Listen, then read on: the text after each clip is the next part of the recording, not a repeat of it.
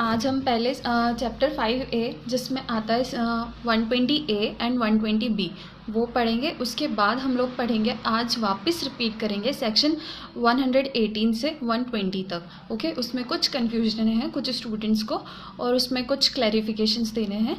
तो पहले हम चैप्टर 5A करते हैं स्टार्ट, और उसके बाद मैं 118 से 120 रिपीट करूँगी। ओके, क्या बोलता है 120A, क्रिमिनल कॉन्स्पिरेसी। ठीक है, एक मिनट। हाँ, फर्स्ट इसमें प्री से रिलेटेड 2 क्वेश्चंस आते हैं मोस्टली, वो मैं आपको बता देती हूँ कि आखिर क्रिमिनल कॉन्स्पिरेसी कब से आया, कब ये स्टार्ट हुआ था, क्योंकि ये अमेंडमेंट के थ्रू आया। तो ये 1913 में आया। क्रिमिनल कॉन्स्पिरेसी कब आया, आप चाहें तो नोट कर लीजिए, याद कर लीजिए। 1913 में क्रिमिनल कॉन्स्पिरेसी आया, वरना 107 जो है उसमें क्लॉज 2 है। क्लॉज 2 में ही पढ़ा जाता था पहले क्रिमिनल कॉन्स्पिरेसी। हमने अभी जैसे अबेटमेंट में 107 पढ़ा, उसी में पहले जितने भी क्राइम होते थे वो इसी से रिलेट करते थे 107 से। उसके बाद 1913 में अमेंडमेंट आया जिसके थ्रू क्रिमिनल कॉन्स्पिरेसी अलग से ऐड हुआ, इसलिए चैप्टर 5A स्टार्ट हुआ। इसमें 2 सेक्शन हैं, 120A एंड 120B। ओके, तो फर्स्ट हम करते हैं। और सेकंड क्वेश्चन ये आता है कि इसका इंपॉर्टेंट केस कौन सा है। तो इसका इंपॉर्टेंट केस है तमिलनाडु का, state of Tamil Nadu versus Nalini. Okay, ये 1999 का केस है। तो हम स्टार्ट करते हैं 120A। क्या कहता है, ये पढ़ता है definition of criminal conspiracy. 120A बोलता है डेफिनेशन ऑफ क्रिमिनल कॉन्स्पिरेसी। तो ये बोलता है, इसकी हिंदी है आपराधिक षड्यंत्र की परिभाषा। ये कहता है when 2 or more persons agree to do or cause to be done। when 2 or more persons agree to do, मतलब 3 क्लॉज में अपन 3 चीज़ों में इसको डिवाइड करते हैं तो आपको इजीली समझ आएगा। when 2 or more person मतलब 2 या 2 से अधिक लोग होंगे। एक इंसान क्रिमिनल कॉन्स्पिरेसी नहीं कर सकता, इसमें 2 या 2 से अधिक लोग चाहिए। तो ठीक है, when 2 or more persons। फिर अग्री टू डू, मतलब यहाँ पे अग्रीमेंट होना चाहिए, वो लोग अग्री होना चाहिए किसी बात को लेकर। ऐसा नहीं कि वो लोग अग्री नहीं कर रहे, उनका अग्री करना ज़रूरी है। कॉज टू बी डन, कोई एक्ट कॉज करते हैं, या तो कमिट कर रहे हैं या करने वाले हैं, cause to be done. Okay, तो यहाँ पे हमने 3 चीज़ों में वो लाइन पढ़ी है, समझी है। हिंदी में आपको बता देती हूँ। जबकि 2 या अधिक व्यक्ति, ओके, जबकि 2 या अधिक व्यक्ति। अब इसका 2 चीज़ें क्या बोल रही है, 2 पॉइंट्स है। वो है आपने सेक्शन 43 जैसे मैंने आपको बताया था, अन इलीगल एक्ट। ठीक है, तो वही यहाँ पे रिलेट कर रहा है, अन इलीगल एक्ट। फर्स्ट बोल रहा है an illegal act, second point बोल रहा है an act which is not illegal but done by illegal means. an act which is not illegal but done by illegal means, such an agreement is designated a criminal conspiracy। ये क्या कहता है, अगर 2 या 2 से अधिक पर्सन कोई act करते हैं या फिर अग्री होते हैं उस एक्ट को करने के लिए, ठीक है, तो उसमें कोई एक्ट कैसा, वो या तो वो एक्ट इलीगल हो या वो एक्ट लीगल हो, पर वो तरीका जो है उनका वो इलीगल है। मतलब 2 चीज़ें बोल रहे हैं, या तो वो एक्ट इलीगल हो या तो फिर वो एक्ट तो लीगल है पर उसको करने का तरीका जो है वो इलीगल है। मतलब इसका मैं एक एग्जांपल देती हूँ आपको। जैसे कस्टम ड्यूटी होती है वो पे नहीं करना, लेकिन देखो इम्पोर्ट एक्सपोर्ट करना, कोई सामान आप यहाँ से इस कंट्री से दूसरी कंट्री ले जा रहे हैं या फिर उस कंट्री से इस कंट्री में ला रहे हैं, तो वो तो इलीगल नहीं है, वो तो आप ला सकते हैं, ले जा सकते हैं ईजीली। पर अगर आप वहाँ की कस्टम ड्यूटी पे नहीं कर रहे हैं, कस्टम ड्यूटी नहीं पे कर रहे हैं, उसके बाद आप लेकर आ रहे हैं, इंपोर्ट एक्सपोर्ट कर रहे हैं, तो वो इलीगल मीन्स हो गया। इसलिए इलीगल मीन्स हो गया, तो यहाँ पे इलीगल तरीका हुआ। वो चीज़ तो लीगल है पर तरीका जो उसको करने का है वो इलीगल हुआ। Got it. तो इस तरीके से यहाँ पे क्रिमिनल कॉन्स्पिरेसी हुई। ओके, तो जैसे मैं आपको इसका एग्जाम्पल पहले आपको देती हूँ, फिर आपको इसको एक्सप्लेन करती हूँ तो आपको इजीली समझ आएगा। क्या होता है, ABCDE 5 लोग हैं, ठीक है, 5 लोग हैं। ये 5 लोग सोचते हैं कि हमको एक बैंक में रॉबरी करनी है। ओके, अब A B C जो है वो प्लानिंग करते हैं, D और E प्लानिंग नहीं करते पर वो वहाँ बैठे रहते हैं। ये 3 लोग जो हैं वो बिल्कुल सेटिस्फाइड है हर चीज़ से, ये दोनों कुछ नहीं बोल रहे पर वहाँ पे बिल्कुल पार्टिसिपेट कर रहे हैं। अब इन्होंने प्लान बनाया है कि हमको बैंक में रॉबरी करनी है। सब अगर ये दोनों साथ में बैठे हैं तो माना जाएगा, भले कुछ बोल नहीं रहे पर ये माना जाएगा कि ये लोग पार्टिसिपेट कर रहे हैं उसमें, क्योंकि ये लोग मना नहीं कर रहे, तो ये इसका मतलब ये है कि ये लोग अग्री कर रहे हैं। ओके, अब ये 5 लोग आए और इन लोगों ने मीटिंग की, डिस्कस किया। इंटेंशन इनका था रॉबरी करने का, इनका फ़ायदा क्या था कि इनको कुछ मिलेगा, पैसे वैसे कलेक्ट करने थे। ओके, इन्होंने अब क्या किया, इन्होंने कहा कि हमें पैसे भी चाहिए, तो बोले पहले पैसे, तो बोले हमको तो रॉबरी से पैसे मिलने वाले, तो पैसे दें क्यों, तो बोले कि पहले प्रिपरेशन करनी होगी। प्रिपरेशन होगा यहाँ पे एक्ट करने के लिए जैसे 4 चीज़ों की ज़रूरत होती है, इंटेंशन, प्रिपरेशन, ह्यूमन बीइंग, ये सब चीज़ें यहाँ पे इंक्लूडेड है। ओके, अब प्रिपरेशन के लिए क्या चाहिए, गन्स चाहिए, मास्क चाहिए, तो उसके लिए तो पैसे चाहिए। अब इन्होंने 5 ने मिलके पैसे कलेक्ट किए पहले, उसके बाद इन्होंने गन्स खरीदे, मास्क खरीदे। ओके, ये प्रिपरेशन हो गया। अब ये लोग एक्ट करने के लिए जाते भी, अटेम्प्ट भी करते हैं। कैसे, ये लोग रॉबरी के लिए बैंक में जाते हैं, मतलब देखते हैं सिचुएशन की, कहाँ कितने कैमरामैन है, कौन सिक्योरिटी गार्ड है, कैसे क्या सिचुएशन, पूरी तैयारी करते हैं प्रिपरेशन करने के लिए, तो अटेम्प्ट करने का अब ये ट्राई करते हैं।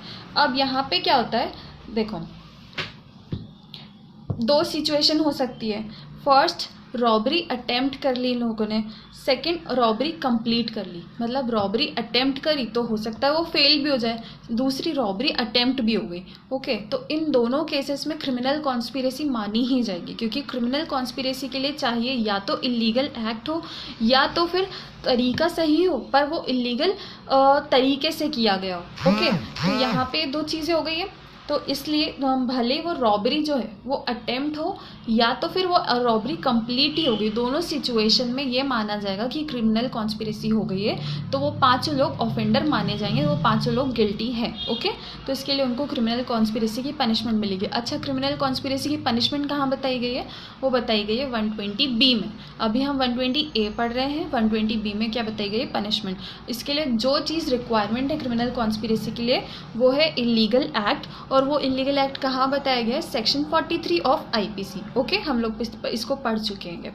ठीक है, अब हम आते हैं, जैसे ये बता दिया क्रिमिनल कॉन्स्पिरेसी आ गया अमेंडमेंट के थ्रू, फिर इसके बाद जो है क्लॉज हम आगे पढ़ेंगे सेक्शन 121A। ठीक है, 121A जो है चैप्टर 6 में है वो, उसके बाद हम लोग सेक्शन 310, 311, 400, 401 और 402 जो पढ़ेंगे, ये सब क्या है, गैंग ऑफ ठग्स, डिकॉइट्स, इन सब से रिलेटेड है। तो ये सब जितने भी एक्ट्स हैं ना, ये सब क्रिमिनल कॉन्स्पिरेसी अपने आप में इंक्लूड करते हैं, क्योंकि ये अपने आप में सभी ठग्स जो होते हैं, डिकॉइट्स होते हैं, वो अपने आप में एक अग्रीमेंट करते हैं, वो एक चीज़ प्रिपेयर करते हैं या फिर इलीगल एक्ट करते हैं या तो फिर प्रिपरेशन करते हैं एक, और वो लोग सभी इस चीज़ में उन सभी का कॉमन इंटेंशन होता है। ठीक है, तो यहाँ पे कॉमन इंटेंशन भी आ गया। और फिर उसके बाद ये सब चीज़ें इसलिए क्रिमिनल कॉन्स्पिरेसी होती है, क्योंकि यहाँ पे 2 चीज़ें जो ज़रूरी है, एसेंशियल इंग्रेडिएंट है क्रिमिनल कॉन्स्पिरेसी की, क्रिमिनल एक्ट मतलब सॉरी इलीगल एक्ट या तो फिर लीगल एक्ट है और उसको करने का तरीका इलीगल है, तो वो दोनों चीज़ें इसमें इंक्लूड हो रही है। इसलिए यहाँ पे इन जितने भी सेक्शन मैंने आपको बताया, आप चाहो तो नोट कर लो, 121A, 310, 311, 400, 401 और 402, ये सभी क्या है, क्रिमिनल कॉन्स्पिरेसी डायरेक्ट डील करते हैं। ओके, अब मैं आपको इसके इंग्रेडिएंट बता देती हूँ कि क्रिमिनल कॉन्स्पिरेसी के इंग्रेडिएंट्स इंपॉर्टेंट क्या हैं। फर्स्ट इंग्रेडिएंट है, there must be an agreement between 2 और मोर पर्सन्स बिटवीन देमसेल्व्स, मतलब एक अग्रीमेंट होना इम्पॉर्टेंट है 2 या 2 से अधिक लोगों के बीच में। फर्स्ट तो इसकी कंडीशन क्या है, 2 लोगों या 2 से अधिक हो, हमारा फर्स्ट इंग्रेडिएंट तो यही हो गया। सेकेंड इंग्रेडिएंट क्या हो गया कि अग्रीमेंट होना चाहिए, पर्सन्स के बीच में अग्रीमेंट होना चाहिए। थर्ड इंग्रेडिएंट मान लेते हैं हम, इलीगल एक्ट हो या फिर लीगल एक्ट हो पर इलीगल मीन्स हो, या तो इलीगल एक्ट हो या फिर लीगल एक्ट हो पर इलीगल मीन्स हो। ओके, ये थर्ड इंग्रेडिएंट हो गया। फोर्थ इंग्रेडिएंट होगा हमारा अग्रीमेंट में बी एक्सप्रेस और इम्प्लाइड। जैसे मैंने आपको एक बैंक का अगर वो बताया एग्जांपल कि 5 लोग थे, 5 में से 3 जो है 3 एक चीज़ पे सहमत, मतलब वो 3 जो है अपनी एक्सप्रेस मतलब बिल्कुल काम कर रहे हैं, हेल्प कर रहे हैं, हर चीज़ प्लानिंग प्लॉटिंग कर रहे हैं, तो मतलब वो एक्सप्रेस सब कुछ बता रहे हैं कि हाँ हम अग्री इस चीज़ को करने के लिए। पर जो 2 आखिरी के लोग हैं डी और ई, वो लोग इम्प्लाइड परमिशन दे रहे हैं, मतलब वो उस चीज़ में सपोर्ट कर रहे हैं, भले ही वो कुछ बोल नहीं रहे पर वहाँ पे वो इम्प्लाइड परमिशन दे रहे हैं कि हाँ हम इस चीज़ में अग्री है। ठीक है, तो एक क्रिमिनल कॉन्स्पिरेसी के लिए एक्सप्रेस और इम्प्लाइड अपना क्या अग्रीमेंट होना ज़रूरी है। Agreement must be agreement express और इम्प्लाइड। ओके, तो ये इंग्रेडिएंट हो गए हमारे। अब हम आगे पढ़ते हैं इसका। जैसे कि इसमें है देयर मस्ट बी 2 और मोर पर्सन्स, ये चीज़ हो गई। अब इसमें आप केस नोट कीजिए। State of Tamil Nadu criminal conspiracy की अगर आप केसेस देखना चाहें तो बहुत सारे केसेस मिल जाएंगे। वैसे तो मैं आपको इंपॉर्टेंट केस लॉ बता देती हूँ। State of Tamil Nadu CBI bracket में versus Nalini and others, versus Nalini and others. अब आप लोग जान लें ये केसेस हैं हमारे पूर्व प्रधानमंत्री राजीव गांधी जी का। ठीक है, अब मैं आपको बता देती हूँ इसमें क्या हुआ। The accused were involved in a criminal conspiracy to kill the former Prime Minister Rajiv Gandhi. Rajiv Gandhi ji की डेथ से रिलेटेड है ये केस। ओके, केस का नाम आप फिर से सुन लीजिए, state of Tamil Nadu CBI versus Nalini and others. Okay, wait, हाँ, तो यहाँ पे था the principal accused made voluntary confession that she was assigned the pivotal role in the conspiracy. हाँ, तो ये क्या कह रहेगा, द प्रिंसिपल अक्यूज जो थी नलिनी जो थी, the principal accused made voluntary confession, उन्होंने खुद से कन्फेस किया, वॉलेंटरी मतलब स्वेच्छा से कन्फेस किया, that she was assign the pivotal role in the conspiracy, उन्होंने रोल निभाया कॉन्स्पिरेसी में, पूरी कॉन्स्पिरेसी में। हर कन्फेशनल स्टेटमेंट वॉज, उनका जो स्टेटमेंट था वो क्या था, corroborated by evidence of witnesses and material documents।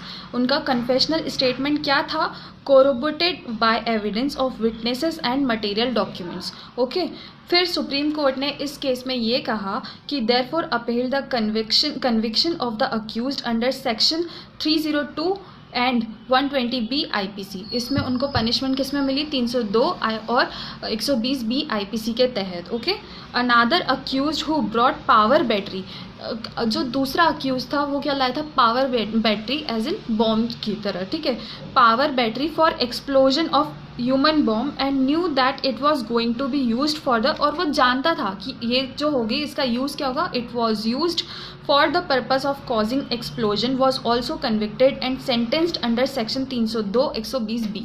क्योंकि वो जानता था कि पावर बैटरी का यूज़ किस तरह होगा, क्यों होगा, उसका रीजन जानता था और उसने हेल्प की, तो सभी चीज़ों में वो भी बिल्कुल जैसे नलिनी को पनिशमेंट मिला 302 IPC के तहत प्लस 120B के तहत, ठीक वैसे ही वो जो अक्यूज दूसरा था सेकेंड अक्यूज, क्योंकि उसने हेल्प की और सेम उसने वो पावर बैटरी लाई, तो वो भी सेम पनिशमेंट के तहत पनिशेबल होगा, उसको कोई अलग पनिशमेंट नहीं मिलेगा। Okay, but supreme court held that मियर association of those persons who were merely associate with hard core militants of light who had mastermind the association could not be convicted for criminal conspiracy.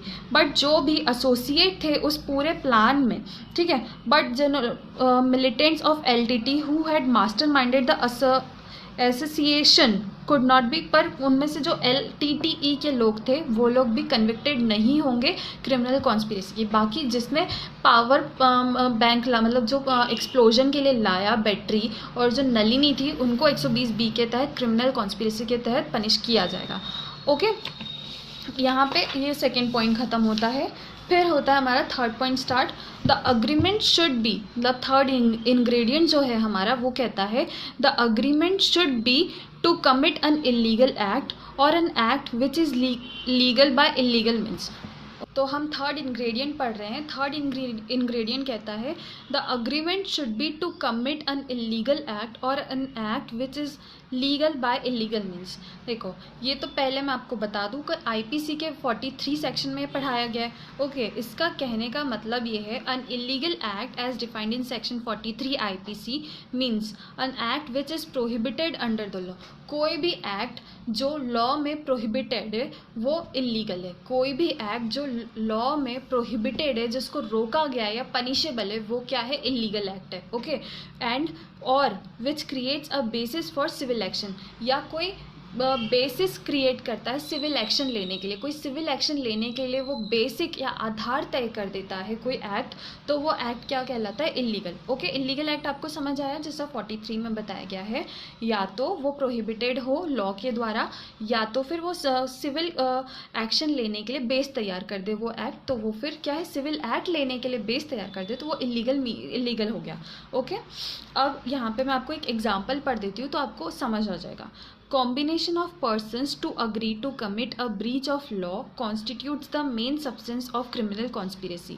एक criminal conspiracy करने के लिए illegal act या फिर breach of law, कोई law को तोड़ना है, उस चीज़ को करने के लिए कॉम्बिनेशन ऑफ पर्सन्स मतलब कुछ लोग मिलते हैं, वो ब्रीच कर रहे हैं कोई लॉ, तो यहाँ पे वो चीज़ क्या कर रहे हैं? इलीगल एक्ट कर रहे हैं। Okay, for instance where XYZ example है, XYZ agree together to kill A। XYZ मिले, उन्होंने अग्री किया कि वो लोग मिलेंगे, वो लोग A को मिल के मारेंगे। यहीं पे उन लोगों ने अग्री कर लिया, तीनों मिल गए A को मारने के लिए। Okay, and jointly prepare a plan to commit his murder, but before they could proceed they are apprehended by the CID police. They would still be held liable for criminal conspiracy though the agreed or plan murder had not been committed. क्या हुआ?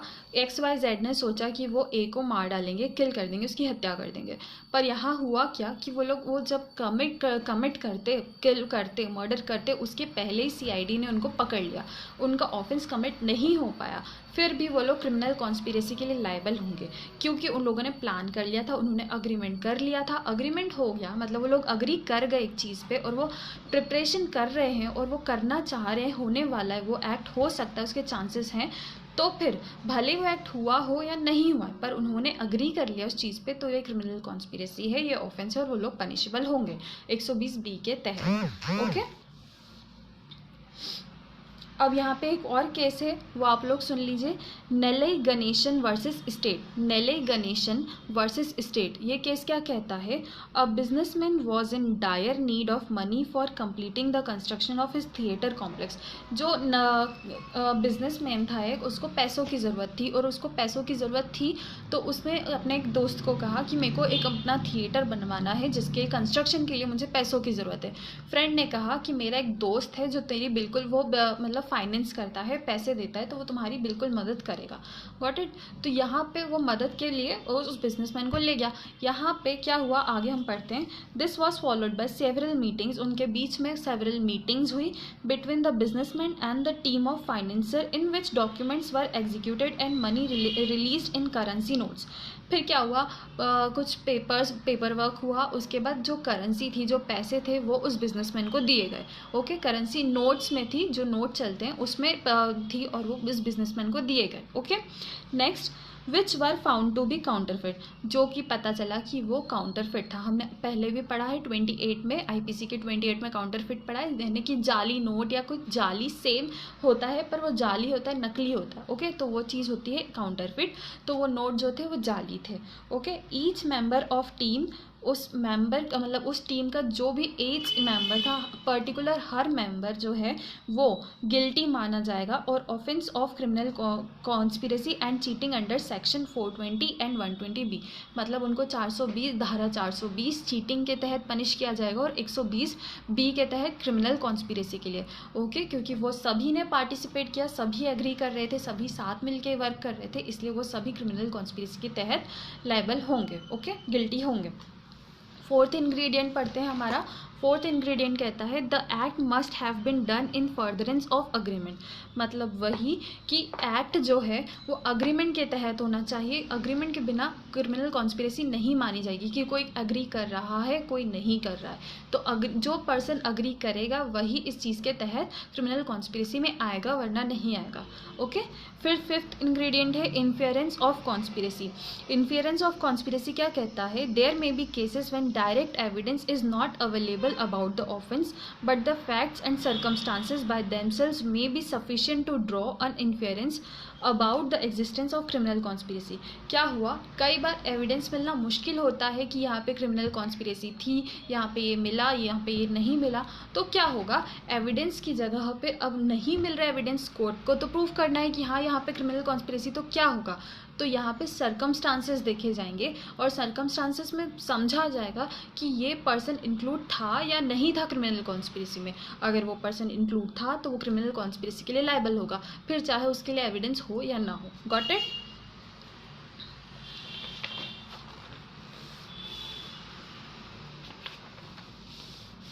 यहाँ पे अब section 34 और section 120A में कुछ differences बताए गए हैं जो मैं आपको बता देती हूँ। फर्स्ट डेफिनेशन डिस्टिंक्शन क्या बोलता है 120A क्रिमिनल कॉन्स्पिरेसी और 34 में क्या बोलता है, criminal conspiracy under section 120A postulates an agreement between two or more person to do or cause to be done an illegal act or an act which is not illegal by illegal means। जैसे मैंने आपको बताया 120A क्या कहता है, कोई illegal act या फिर कोई मीन्स, इलीगल मीन्स कोई लीगल एक्ट करने के लिए, ये क्या कहलाता है, क्रिमिनल कॉन्स्पिरेसी। 10 मेयर अग्रीमेंट, पर यहाँ पे उन चीज़ों को करने के लिए एक अग्रीमेंट होता है, मेयर अग्रीमेंट होता है। Mere agreement is made an offence even if no step is taken to carry out that agreement. As against this, section 34 embodies the principle of joint liability in the doing of criminal act with common intention. यहाँ पे क्या हुआ, 120A बोलता है कि एक agreement होता है, फिर भले ही वो ऑफेंस हुआ हो या नहीं हुआ है, पर वो लोग क्रिमिनल कॉन्स्पिरेसी के लिए पीपल्स जो होते हैं, जो अग्री कर रहे हैं, वो लोग लायबल हो जाते हैं क्योंकि उन्होंने अग्रीमेंट किया उस चीज़ पे। सिर्फ एक अग्रीमेंट ज़रूरी होता है, फिर भले ही वो ऑफेंस कमिट हुआ हो या ना हो, वो लोग ऑफेंडर कहलाते हैं क्रिमिनल कॉन्स्पिरेसी के। ओके, जबकि 34 क्या बताता है, 34 बताता है जॉइंट लायबिलिटी, कॉमन इंटेंशन, सभी का कॉमन इंटेंशन है या नहीं, मतलब सेम इंटेंशन है यानी, या फिर किसी का अलग है किसी का अलग है, तो वो चीज़ नहीं होगी। कॉमन इंटेंशन में क्रिमिनल कॉन्स्पिरेसी अलग चीज़ बताती है, वो अग्रीमेंट बता देती है, और कॉमन इंटेंशन क्या बताता है, वो 34 में जो डिफाइन है, जॉइंट लाइबिलिटी बताता है, सभी की दायित्व बताता है, और उन सभी का कॉमन ऑब्जेक्ट होता है, कॉमन इंटेंशन होता है। Got it? अब सेकेंड डिस्टिंक्शन क्या बोलता है, another difference between the two sections is that a single person can not be convicted under section 120A and therefore where all the accused except one is acquitted of the charge of section 120A, he has also to be acquitted as a single person cannot conspire with himself. But under section 34 read with some other specific offense, a single person can be convicted because each is responsible for the acts of all others due to the presence of common intention। ये बहुत अच्छा difference है। 120A जो है वो कभी भी एक पर्सन को, सिंगल एक पर्सन को क्रिमिनल कॉन्स्पिरेसी के लिए लायबल नहीं कर सकता। मान लो 5 का ग्रुप है और पांचों में एविडेंस की कमी के चलते 4 लोगों को एक्विट कर दिया है, मतलब छोड़ दिया है कोर्ट ने, क्रिमिनल कॉन्स्पिरेसी का चार्ज उन चारों पे नहीं लगाया है। पर अगर वो 5वां पर्सन है, उसके ऊपर लगा हुआ है क्रिमिनल कॉन्स्पिरेसी का चार्ज, तो कोर्ट को वो हटाना पड़ेगा, क्योंकि क्रिमिनल कॉन्स्पिरेसी का चार्ज सिंगल एक पर्सन पे नहीं लग सकता, वो या तो 2 लोगों पे लगेगा या 2 से अधिक। तो अगर सिंगल लास्ट पर्सन बच रहा है जिसके ऊपर क्रिमिनल कॉन्स्पिरेसी का चार्ज लग रहा है, तो उसको वो उसके ऊपर से कोर्ट को वो हटाना पड़ेगा चार्ज, क्योंकि सिंगल पर्सन पे क्रिमिनल कॉन्स्पिरेसी का चार्ज नहीं लग सकता। Got it? अब हम 34 पे आते हैं। 34 क्या कहता है, अगर यहाँ पे सबका अलग अलग दायित्व भी माना जा सकता है, तो क्रिमिनल कॉमन इंटेंशन ये कहता है, 34 ये कहता है कि अगर सिंगल पर्सन पे भी ये चार्ज लग रहा है तो उसके ऊपर कॉमन इंटेंशन का चार्ज सिंगल पर्सन पे लगाया जा सकता है, जबकि क्रिमिनल कॉन्स्पिरेसी पे सिंगल पर्सन के ऊपर नहीं लगाया जा सकता, तो उसके ऊपर ये चार्ज हटाना पड़ेगा अगर सिंगल पर्सन इस चीज़ के लिए कन्विक्ट हो रहा है तो। पर कॉमन इंटेंशन में ऐसा नहीं है, कॉमन इंटेंशन में वो सिंगल पर्सन को कन्विक्ट किया जा सकता है सेक्शन 34 के तहत। Got it? थर्ड डिफरेंस पे आते हैं। थर्ड डिफरेंस क्या कहता है, criminal conspiracy under section 120A is a substantive offence in itself but the common intention postulated by section 34 does not constitute an independent offence. जो 34 है वो इंडिपेंडेंट नहीं है, वो इंडिपेंडेंट ऑफेंस नहीं है, जबकि क्रिमिनल कॉन्स्पिरेसी जो है, हाँ लाइव वीडियो पॉज हो गया था, फिर से स्टार्ट करते हैं। तो क्रिमिनल कॉन्स्पिरेसी जो है 120A में सब्सटेंटिव बताई गई है और जो 34 है वो सब्सटेंटिव नहीं है। और क्रिमिनल कॉन्स्पिरेसी जो है वो अपने आप में इंडिपेंडेंट ऑफेंस है, जबकि ये इंडिपेंडेंट 34 जो है वो इंडिपेंडेंट नहीं है। ये मैं आपको पढ़ देती हूँ। Criminal conspiracy under section 120A is a substantive offence in itself but the common intention postulates by section 34 does not constitute an independent offence. Instead it only embody a principle of joint liability. 34 सिर्फ joint liability बताता है। Got it? तो यहाँ पे हमारे differences भी खत्म होते हैं। अब हम आते हैं सेक्शन 120B पे। ये क्या है, ये पनिशमेंट बताता है क्रिमिनल कॉन्स्पिरेसी का। क्रिमिनल कॉन्स्पिरेसी के पनिशमेंट है 120B में, जो मैं आपको पढ़ देती हूँ। पनिशमेंट ऑफ क्रिमिनल कॉन्स्पिरेसी, ये कहता है, फर्स्ट क्लॉज बोलता है इसका, whoever is a party to a criminal conspiracy to commit an offense। First clause कहता है whoever is a party to a criminal conspiracy to commit an offense punishable with death, imprisonment for life, rigorous imprisonment for a term of 2 years or upwards, shall, where no express provision is made in the code for the punishment of such a conspiracy, be punished in the same manner as if he had abated such offense। ये कहता है, अगर आप बोलो तो मैं इसका हिंदी बता दूंगी। फर्स्ट ये कहता है कि जो कोई पार्टी है वो क्रिमिनल कॉन्स्पिरेसी कर रही है और ऐसे ऑफेंस के लिए कर रही है जिसकी पनिशमेंट है डेथ पेनल्टी या तो लाइफ इम्प्रिजनमेंट या इम्प्रिजनमेंट है, तो इम्प्रिजनमेंट है 2 साल, rigorous imprisonment, okay, rigorous imprisonment है 2 साल का या उससे ज़्यादा का, तो उसका कोई एक्सप्रेस प्रोविज़न, क्रिमिनल कॉन्स्पिरेसी का कोई एक्सप्रेस प्रोविज़न नहीं है आईपीसी में कि क्रिमिनल कॉन्स्पिरेसी के लिए पनिशमेंट मिलेगी। ऐसा कुछ आईपीसी में नहीं बताया गया किसी क्राइम के लिए, तो उसके लिए ऐसी पनिशमेंट लिखी गई है, be punished in the same manner, जैसे कि अगर कोई उसने कोई अबेटेड किया होता है, उसने कोई if he had abetted such offence, उसने वो ऑफेंस अबेट किया होता, जैसे हमने 107 में पढ़ा, तो उसको अबेट करने के लिए जो पनिशमेंट मिलती वही पनिशमेंट उसको क्रिमिनल कॉन्स्पिरेसी के लिए मिलेगी। ओके, वो ऑफेंसेस जो डेथ, लाइफ इम्प्रिजनमेंट या रिगरस इम्प्रिजनमेंट 2 साल या 2 साल से अधिक के लिए वैसा कोई ऑफेंस कर रहा है और उन ऑफेंसेस में से तो उस ऑफेंस की पनिशमेंट डिफाइन नहीं है आईपीसी में कहीं भी, तो उस ऑफेंस की पनिशमेंट क्या होगी, ऐसा माना जाएगा कि उस इन पर्सन ने अबेट किया है, वो ऑफेंस अबेट किया है, मतलब वो क्या है, उकसाया है उस षड्यंत्र को, तो उस अबेटमेंट की जो सज़ा होती वही यहाँ पे मिलेगी, उस अबेट करने की जो सज़ा होगी वो यहाँ पे मिलेगी। ओके, अब सेकेंड क्लॉज क्या बोल रहा है, फर्स्ट में इसका हिंदी पढ़ देती हूँ फर्स्ट क्लॉज का, तो आप लोगों को और समझ आ जाएगा। 120B क्या कहता है, जो कोई मृत्यु, आजीवन कारावास या 2 वर्ष या उससे अधिक अवधि के कठिन कारावास से दंडनीय अपराध करने के आपराधिक षड्यंत्र में शरीक होगा, यदि ऐसे षड्यंत्र के दंड के लिए इस संहिता में, इस आईपीसी में कोई अभिव्यक्त उपबंध नहीं है, तो वह उसी प्रकार दंडित किया जाएगा मानो उसने ऐसे अपराध का दुष्प्रेरण किया था, मानो उसने ऐसे अपराध का दुष्प्रेरण किया था। Got it? अब हम सेकंड क्लॉज पे आते हैं। सेकंड क्लॉज कहता है, whoever is a party to a criminal conspiracy other than a criminal conspiracy to commit an offense punishable as aforesaid shall be, as aforesaid मतलब ऊपर जो पनिशमेंट्स बताई गई है, डेथ, LI या फिर imprisonment, rigorous imprisonment upward 2 years। Okay, तो इनको छोड़ के कोई ऐसा ऑफेंस किया है, ठीक है, aforesaid shall be punished with imprisonment of either description, either मतलब रिगरस भी हो सकता है, सिंपल भी हो सकता है, imprisonment for a term not exceeding 6 months और विद फाइन और विद बोथ। अगर इन तीनों पनिशमेंट जो ऊपर फर्स्ट क्लॉज में बताई गई है उनमें से कोई ऑफेंस हुआ है, उनमें से छोड़ के कोई ऑफेंस हुआ है, उन पनिशमेंट को छोड़ के कोई ऑफेंस हुआ है कमिट, तो मतलब क्रिमिनल कॉन्स्पिरेसी हुई है उसके लिए, तो उसकी पनिशमेंट क्या होगी, max to max 6 months with fine और both. Okay, max to max term क्या होगा, और वो कोई भी डिस्क्रिप्शन होता है, या तो रिगरस या सिंपल, दोनों में से कोई भी पनिशमेंट मिल सकती है, टर्म 6 months या फाइन या बोथ। ओके, तो यहाँ पे हमारा 120 बी भी ख़त्म होता है। अब जैसे मैंने आपको बोला था कि मैं आपको 118 से 120 एक बार और रिपीट करूँगी, तो मैं आपको वो रिपीट कर देती हूँ। जैसे मैंने आपको कल बोल दिया था 118 से 120 में बताया था कि कंसीलिंग डिज़ाइन यानी कि क्या होता है, डिज़ाइन मतलब वो छिपाना। यहाँ पे मेन जो है 118 से 120 क्या बोलता है, चीज़ों को छिपाना, ना कि अबेट करना। 118 से 120 में अबेट नहीं, अबेट वर्ड नहीं यूज़ होता। यहाँ पे होता है किन्हीं चीज़ों को छुपाना या तो फिर उनका मिस रिप्रेजेंटेशन करना। मान लो एक एग्जांपल देती हूँ मैं आपको इसको 118 का सबसे पहले मैं इलस्ट्रेशन बताती हूँ तो आपको समझ आएगा। 118 क्या बोलता है पहले तो आप सुनो। ये कहता है concealing design to commit offence, concealing design to commit offence punishable with death और इम्प्रिजनमेंट फॉर लाइफ। अब इसका हिंदी क्या है तो वो भी आप सुन लो।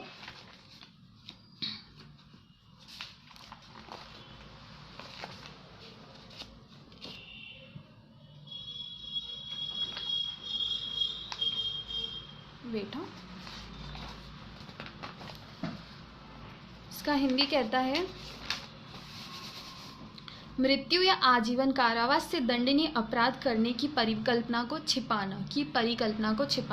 कोई ऐसा काम हो रहा है जिसमें डेथ या लाइफ इम्प्रिजनमेंट पनिशेबल है, ऑफेंस हो रहा है, और कोई पर्सन उस चीज़ को छिपा रहा है। मतलब एक पर्सन को नॉलेज है कि दूसरा व्यक्ति ये चीज़ कर रहा है, ये ऑफेंस करने वाला है, फिर वो दूसरा पर्सन छुपा रहा है, तो वो इस चीज़ के तहत पनिशेबल होगा। Got it? ये क्या कहता है, इसका इलस्ट्रेशन पढ़ो आप पहले। ए नोइंग दैट अ डिकॉइटी, क्योंकि इलस्ट्रेशन से आपको ये पूरा 118 समझ आ जाएगा। A knowing that a dacoity is about to be committed at B falsely informs the magistrate that a dacoity is about to be committed at C. A क्या है, ए जानता है कि डिकॉइटी मतलब डकैती जो है वो बी के घर में होने वाली है, पर वो जान करके फॉल्सली मजिस्ट्रेट को जाके बोलता है कि सी के घर में डकैती होने वाली है। अब बी का घर लेफ्ट में है, सी का घर राइट में है। ए ने मजिस्ट्रेट को बोल दिया कि बी के घर में पनिशमेंट होने वाला है, सी के घर में नहीं होने वाला। ओके, मतलब सी के घर में ऐसा उसने बताया ही नहीं। अब डकैत जो है उनको आसान, क्योंकि मजिस्ट्रेट जो है वो बी के घर पे है, वो वहाँ पे छानबीन कर रहे हैं, तो सी का घर खाली पड़ा है, वहाँ पे डकैत आराम से जाते हैं और वो लोग डकैती कर लेते हैं। तो यहाँ पे ए ने क्या किया, ए ने जान करके मिसरिप्रेजेंटेशन किया या फिर ऐसे कुछ षड्यंत्र रचा कि सी के घर के टाइम पे ऐसी टाइम पे डकैती हो कि कोई हो नहीं, मजिस्ट्रेट आ नहीं पाए क्योंकि वो तो वहाँ बिजी हो गए, तो यहाँ कैसे आते। तो ये चीज़ें जो तैयार की है, ये चीज़ें 118 में पनिशेबल है। देखो क्या हुआ फिर, अ प्लेस इन एन अपोर, हाँ, thereby mislead the magistrate, उसने मजिस्ट्रेट को मिसलीड कर दिया। विथ इंटेंट टू फैसिलिटेट, उसने फैसिलिटीज़ प्रोवाइड करा दी डकैट्स को, with intent to facilitate the commission of an offence the dacoity is committed at B in pursuance of the design. मतलब वही यहाँ पे मैंने थोड़ा उल्टा पुल्टा बोल दिया, तो आप समझो सी के घर पे डकैती हो गई, A is punishable under this section, तो 118 में वो पनिशेबल होगा।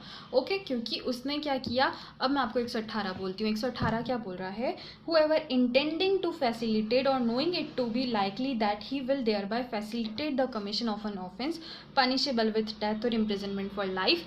ये फिर आगे बोलता है वॉलेंटरी कंसील्स, मतलब स्वेच्छा से कंसील करता है, छिपाता है, अपनी मर्जी से छिपाता है, by an act or illegal omission or by the use of encryption or any other information hiding tool, कोई इंफॉर्मेशन छिपा रहा है, the existence of a design to commit such offence or makes any representation, या कोई representation बना रहा है which he knows to be false respecting such design, मतलब वो जानता है कि इससे फॉल्स रिप्रेजेंटेशन होगा। तो यहाँ पे इफ़ ऑफेंस बी कमिटेड, अगर ऑफेंस कमिट हुआ तो उसकी पनिशमेंट क्या होगी, उसकी पनिशमेंट होगी जो उस ऑफेंस को, मतलब जो ऑफेंस हो रहा है उसमें जितनी, मतलब उसकी पनिशमेंट होगी विच में एक्सटेंड 7 ईयर्स, 7 साल तक की सज़ा उसको मिल सकती है, जो क्योंकि उसने वो चीज़ें छुपाई है, वरना वो ऑफेंस होता ही नहीं। व्हाट इट, तो उसने तो बहुत बड़ी हेल्प कर दी ना।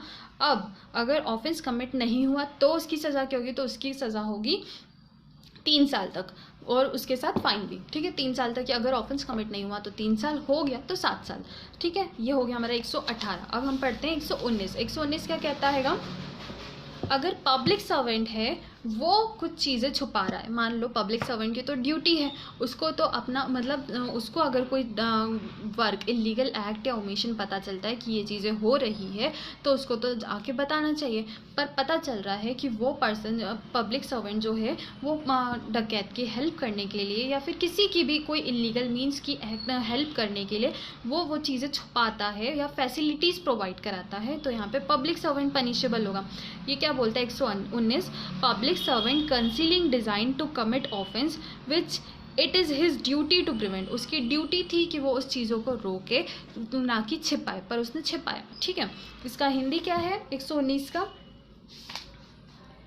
किसी ऐसे अपराध के किए जाने की परिकल्पना का लोक सेवक द्वारा छिपाया जाना जिसका निवारण करना उसका कर्तव्य। एक तो उसका कर्तव्य था कि वो उन चीज़ों को रोके, कंट्रोल करे, ना कि उनको हेल्प करे या प्रोवाइड करवाए। ओके, तो यहाँ पे वो वॉलेंटरी कंसील कर रहा है, मतलब अपनी इच्छा से छुपा रहा है। अब यहाँ पे ऑफेंस कमिट हो गया तो पब्लिक सर्वेंट की पनिशमेंट क्या होगी, तो पब्लिक सर्वेंट की पनिशमेंट होगी 1/2 of the longest term of such imprisonment. उस ऑफेंस की जो सबसे ज़्यादा सज़ा है, मान लो 14 साल है, ठीक है, उस मतलब जो ऑफेंस हुआ है उसकी सज़ा है, सबसे ज़्यादा सज़ा 14 साल है, तो 14 साल का 1/4 उस पब्लिक सर्वेंट को भोगना होगा। ओके, अगर वो कमिट हो गया ऑफेंस तो, और अगर वो ऑफेंस पनिशेबल है डेथ से, अगर वो उस ऑफेंस की सज़ा डेथ है तो उस डेथ का है तो फिर पब्लिक सर्वेंट को क्या पनिशमेंट मिलेगी, तो उसको मिलेगी 10 साल तक की सज़ा, जो मतलब कोई भी इम्प्रिजनमेंट मिल सकता है, इम्प्रिजनमेंट ऑफ आइदर डिस्क्रिप्शन, मतलब सिंपल भी हो सकता है, रिगरस भी हो सकता है, और उसकी इम्प्रिजनमेंट क्या है 10 साल तक की, कभी भी कितने भी साल की सज़ा जज के ऊपर डिपेंड करता है वो कितने साल की दे रहे हैं। ओके, ये हो गया। अब थर्ड पॉइंट बोल रहा है if offence be not committed, अगर ऑफेंस जो है वो कमिट ही नहीं हुआ तो उसका क्या होगा, उसकी पनिशमेंट क्या मिलेगी, उसकी पनिशमेंट मिलेगी 1/4 part of the longest term of such imprisonment, longest term of such imprisonment or with such fine as is provided for the offence or with both।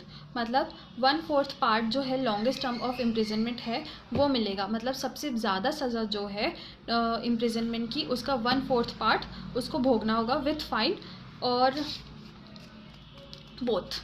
ठीक है, यहाँ पे हमारा होता है 119 ख़त्म। अब हम आते हैं 120 पे। 120 क्या बोलता है, concealing design to commit offence punishable with imprisonment. ऐसा एक मिनट, इसका हिंदी पढ़ देती हूँ मैं आपको। कारावास से दंडनीय अपराध करने की परिकल्पना को छुपाना। इम्प्रिजनमेंट, जिस ऑफेंस की पनिशमेंट है इम्प्रिजनमेंट, और उस ऑफेंस को छुपाया जा रहा है, कोई पर्सन छुपा रहा है उस, या फिर उसका डिज़ाइन छुपा रहा है कि इसका प्लान क्या है, तो वो चीज़ क्या है, ऑफेंस है, वो यहाँ पे पनिशेबल है। Whoever intending to facilitate or knowing it to be likely that he will thereby facilitate the commission of an offence punishable with imprisonment। तो यहाँ पे वॉलेंटरी कंसील, मतलब अपनी इच्छा से वो इस पूरा प्लान छुपा रहा है, उसको पता है कि इसकी पनिशमेंट इम्प्रिजनमेंट है, फिर भी वो छुपा रहा है, तो यहाँ पे पनिशमेंट क्या होगी, ऑफेंस अगर कमिट हो गया है तो उसकी होगी एक minute, shall if the offence be committed be punished with imprisonment of the description provided for the offence. जो भी इम्प्रिजनमेंट बताया गया, जिसका डिस्क्रिप्शन बताया गया है, उसका टर्म होगा 1/4 तक हो सकता है। ओके, वो मतलब जो भी टर्म दिया गया है, डिस्क्रिप्शन इम्प्रिजनमेंट है उस क्राइम की, उस क्राइम की जो ऑफेंस की पनिशमेंट है उसका 1/4 उस पर्सन को मिलेगा जो इस चीज़ों को छुपा रहा है। ओके, अब सेकंड है, अगर ऑफेंस कमिट नहीं हुआ है तो क्या होगा, तो उसका 1/8 पनिशमेंट उसको भोगना होगा। उसने चीज़ें छुपाई है, तो उसको अगर वो बता देता तो सही रहता, पर उसने नहीं बताया तो वो 1/8 पनिशमेंट भोगेगा विथ फाइन। ओके, यहाँ पे हमारा 120 भी ख़त्म होता है। अब मैं आपको कमेंट्स ऑन कर देती हूँ, अगर आपको कुछ बोलना है तो आप बोल लीजिए और बता दीजिए आज का सेशन कैसा था।